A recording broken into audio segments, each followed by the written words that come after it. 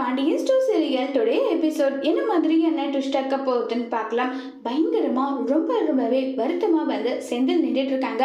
அப்ப பாண்டியன் கிட்ட போயிட்டு இப்ப நம்ம கதிர் சொல்றாங்க, அண்ணனுக்கு கவர்மெண்ட் வேலை கிடைக்கணும்னா பணம் வந்து 1,00,000 ரூபாய் கட்டணுமா முதல்லன்னு சொன்னதும் உடனே பாண்டியன் ரொம்பவே ஷாக் ஆயிட்டு, இங்க பாருங்கடா, முதல்ல என்ன வேலை நடக்கணுமோ அந்த வேலையை போயிட்டு பாருங்க, இப்படி எல்லாம் சொல்லிட்டு தெரியாதீங்கன்னு சொல்லிட்டு ரொம்பவே கோவப்படுறாங்க.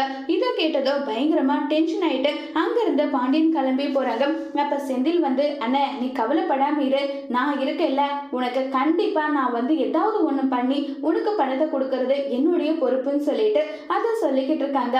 இதை கேட்ட வந்து செந்தில் வந்து, நீ என்ன நினைச்சிட்டு இருக்க, அப்பா எவ்வளவு பணம் கொடுத்தாரு தெரியுமா, மாமாவுக்கு எவ்வளவு பணம், 300 ரூபாய் கொடுக்குறாங்கடா, 300 ரூபாயில என்ன பண்ண முடியும் சொல்லுன்னு சொல்லிட்டு எல்லாம் கேட்டுட்டு இருக்காங்க. இதை கேட்டு, என்னது 300 ரூபாவா, ஏன்னா அப்பா இப்படி இருக்காருன்னே தெரியலன்னு சொல்லிட்டு ரொம்ப வருத்தப்பட்டும் ஃபீல் பண்ணிட்டும் இருக்காங்க. அடுத்ததான் நம்ம செந்தில் வந்து பேசிட்டே இருக்கும்போது பழனி போறாங்க. பழனி போயிட்டு ரொம்பவே ஃபீல் பண்ணிட்டு அங்க இருக்காங்க. உடனே சுகன்யா கண்டபடி பேசிட்டு இருக்காங்க. எதுக்காக வந்தீங்க, ஏன் வந்தீங்கன்னு எல்லாம் சொல்லி ரொம்பவே கோபமா வந்து பேசுறாங்க. இதை கேட்டதுமே உடனே ராஜியோட அம்மா போயிட்டு, இங்க பாரு சுகன்யா, எப்படிப்பட்டவர் தெரியுமா தம்பி, அவரை வந்து நீ இப்படி எல்லாம் பேசாத, ரொம்பவே கஷ்டமா இருக்குன்னு நல்லா சொல்லி ஃபீல் பண்ணி பேசிட்டு இருக்காங்க. இதை கேட்டதுமே வந்து, இல்ல அப்படி இல்ல அத்தாச்சின்னு சொல்றாங்க, நீ என்ன பேசிட்டு இருந்த எல்லாமே நான் கேட்டுட்டு தான் இருக்கேம்மா, இந்த மாதிரி எல்லாம் நீ பேசாத, மனசுக்கு ரொம்பவே கஷ்டமா இருக்குன்னு நல்லா சொல்லிட்டு பேசுறாங்க. இது கேட்டு ரொம்பவே பயங்கரமா வருத்தப்பட்டு ரொம்பவே ஃபீல் பண்ணிட்டும் இருக்காங்க. அடுத்த ட்ராக்கா வந்து நம்ம ராஜியை காட்டுறாங்க. ராஜி போயிட்டு கோமதி கிட்ட, என் மேல ரொம்பவே கோபமா இருக்கீங்க போல, ஏன்னா டிஷர்ட்டு இந்த மாதிரி எல்லாம் நான் போட்டுட்டு போறேன்ல, அதை நினைச்சு நீங்க வருத்தத்துல இருக்கீங்களான்னு சொல்லி கேட்குறாங்க. நீ என்கிட்ட பேசாத, உன்கிட்ட நான் பேசுறதுக்கு நான் யாருமா நல்லா சொல்லி பேசுறாங்க. இதை கேட்டதும், ஏன் இப்படி எல்லாம் பேசுறீங்க, எனக்கு ரொம்பவே கஷ்டமா இருக்குன்னு நல்லா சொல்லி பேசும்போது, நான் எதுவுமே பேசலையே, நான் பாட்டுக்கு தானே இருக்கேன்னு சொல்லிட்டு கோவமா பேசிக்கிட்டு இருக்காங்க.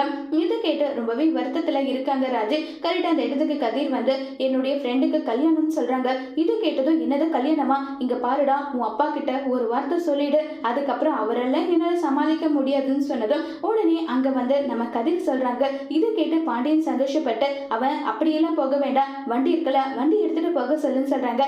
இதை கேட்டு கதிர் ரொம்பவே சந்தோஷப்படுறாங்க. சரிப்பான்னு சொல்லிட்டு கதிர் வண்டி எடுத்துட்டு போறாங்க. இதை நினைச்சு பயங்கர கோமதி வந்து, என்னங்க ஒரு பக்கம் அவனை திட்டுறீங்க, இன்னொரு பக்கம் அவனை நினைச்சு பெருமைப்படுறீங்க, இதுல எதுங்க நீங்க எதுவுமே என்னால புரிஞ்சுக்க முடியல, உங்களையும் புரிஞ்சுக்க முடியல, உங்க பையனையும் புரிஞ்சுக்க முடியலன்னு சொல்லிட்டு கோமதி சொல்றாங்க. பாண்டியன் வந்து கதிர் செய்யற ஒவ்வொரு விஷயத்தையும் பின்னாடி இருந்து ரசிச்சு ரொம்பவே சந்தோஷப்பட்டுட்டு இருக்காங்க. பாண்டியனோட அன்பு பாசத்தை வந்து கதிர் புரிஞ்சுப்பாங்களா, புரிஞ்சுக்கிட்டு நடந்துப்பாங்களாங்கிறத வரப்போற எபிசோட்ல வெயிட் பண்ணி பார்க்கலாம். தேங்க்யூ.